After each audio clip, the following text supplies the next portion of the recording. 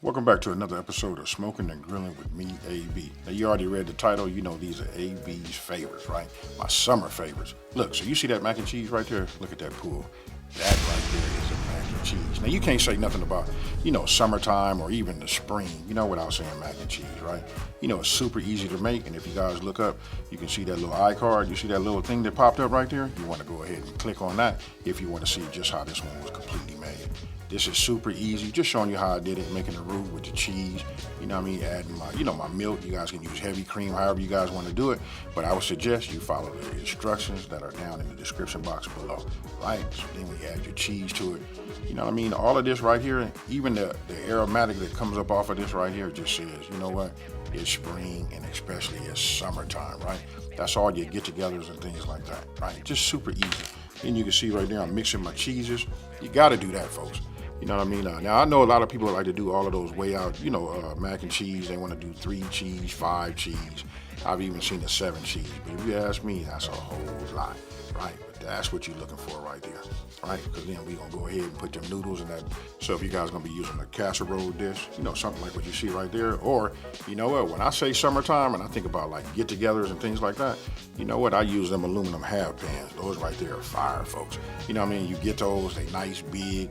They hold all of your ingredients and then you put them out. And best of all, listen, when everything is gone, there's no, listen to this, there's no cleanup. Just ball it up, put it in your recyclable. Now that right there, look, that's that Creole kick. Gotta have that. Everybody wanna know, like, why does my mac and cheese, they follow it. And if they don't have the Creole kick, you know what I mean? They wanna know, like, when they had it for me, it tasted a certain way, but then when they made it, it just didn't have that fire. That's the secret ingredient right there. You know what I mean? But again, it comes about what kind of profile do you guys like? You know what I mean? Whatever you want, that's what you put in there. Now, look at that right there. Nice and creamy. You come and you save some of your cheese, right? Because listen, it's about your presentation. So listen, once you grate it, and I should have said this already, if you guys hadn't heard me say this in the past, listen, grade your own cheese. Get rid of that waxy film and all of that stuff that they put in there so that the shredded cheese is pre-bought and pre-shredded won't stick, right? When you do it, it melts like that, and there you have it, folks. Look, tell me that don't say summertime. Yes, sir. Now, look at this right here.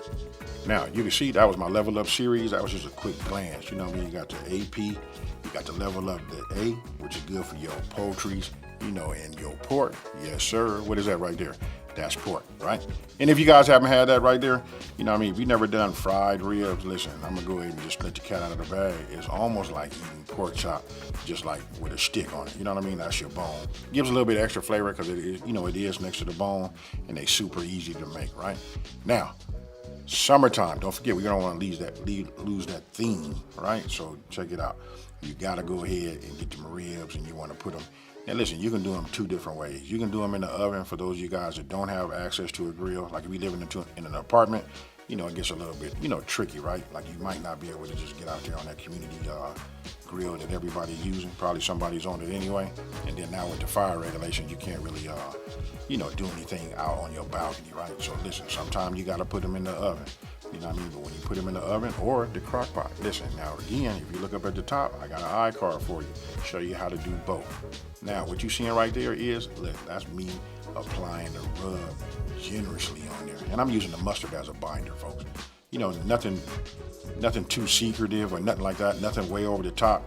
And yes, you guys, I know the number one question is, can you taste the mustard? I've heard people say they can, but I can't.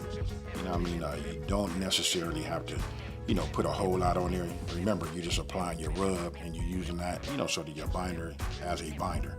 Super easy. Now, here you can see, look, we're getting ready to go ahead and deep fry, right? Now, the magic is in, it's in your flour. It's about you seasoning it. That also, listen, that's what levels it up. That's what makes it like just great. You got to season your flour, and as you can see, I went ahead and seasoned them ribs too. So listen, I got season applied everywhere. Now, you just want to cut them down, you know what I mean? Because listen, we're going to put them in that basket. And that's up to you how you want to do them. Like again, you can put them in the oven, you know what I mean? You can take them and put them outside on the grill. Or if you, in this case, you want to deep fry, you go ahead and do them like that. But I want you to go ahead and take a look at that. You can see that seasoning on it. And the longer you let that sit up on there, the longer that seasoning, it penetrates that meat and gets down there. That way, when you pull that and you bite all the way down to the bone, I can't say enough about it, folks. But it's real easy. You see it right here. Just do it like you see what I'm doing right there. Just make sure it's applied. And the key thing is to like shake it. And notice how I hit it up against the side. You want to get off as much of the excess flour as you can. And just go ahead and put it in the basket just like you see. Then all I do is just like repeat the process, till I got the basket full. And no, you don't have to have, a full, a basket deep fryer like that. You guys can go ahead and get yourself a pot. Dutch oven works great too, especially because it got like a little lid over the top. If you don't have that screen, that grease screen protector, So look at that right there. Look at the color. And it doesn't take long, folks. That right here is what you want. These are best served hot. You know what I mean? When they hot like this, somebody should be like really ready for them. I just let them rest for about, I let them rest for about 5 minutes. After that, then I pass them on. You know what I mean? They're just super easy to make and big on flavor. And you see this right now? Now listen, after seeing that mac and the ribs, tell me this, y'all. You telling me that when you see them beans right there, you're not already just salivating? This is what I'm talking about. This is the summertime, right? So when I think about barbecue baked beans, this is what I'm talking about. You start with a little bacon.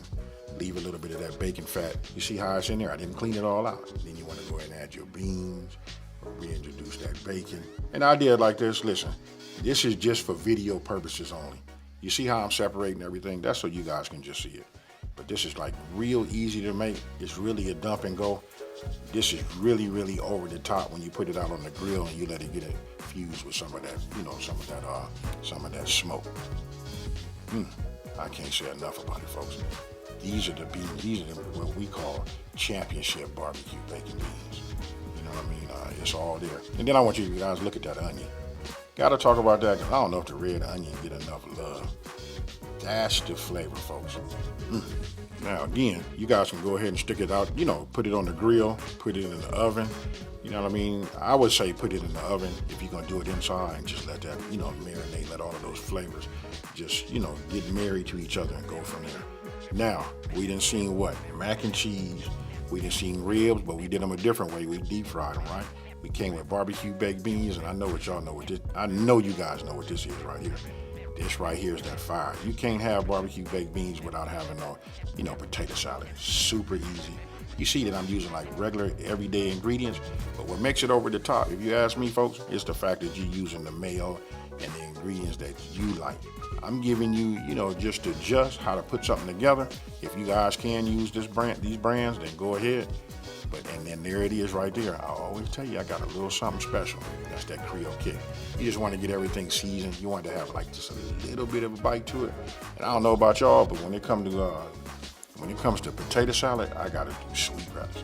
Now, I done heard, now that I've gotten older, I've heard people start talking about that they do deal, but not for me. I got to have a little sweet with it too. And then what I always tell you guys, you got to taste it as you go. Now, when it comes to your celery and, things like that, celery is there for me for the texture. That's what gives it that, just a little bit of a bite. And check that out right there. You see how I cut those? That's old school right here. You remember Big Mama used to cut everything in her hand like that? Listen, don't do as I say. No, excuse me. How's the saying going? Don't do as I do as I say. Let's just do it safely. But I wanted to do it just like, Grandmama did. It just takes me back. And it's super fast. Now, I didn't want to say, I should have said this earlier. When you cooking your potatoes, don't make them mushy. You know what I mean? You want them to still have a little bit of integrity, right? And if you notice, look, they kind of like get soft because once you drain them and you move them around, and then once you introduce them to your, your mayo mixture and all of that, when you start turning it over, and look, we're not really mixing, we're doing a fold. The edges start to soften up. It's still kind of soft, and look at that right there, folks. That is a potato salad that would just knock them dead. Remember, the real key is, for those of you guys that do like the onion, it's the onion, but the real set-off it's the celery. You want to have them the right size so they can give you the right texture, and they be fire. And then, of course, you know me, I like to hit it with a little paprika, which I think the rest of America likes to do also. And then you want to hit it with a little green. For me, my garnish of choice, you know what it is, green onion tops, a little pepper, and bam, that's it.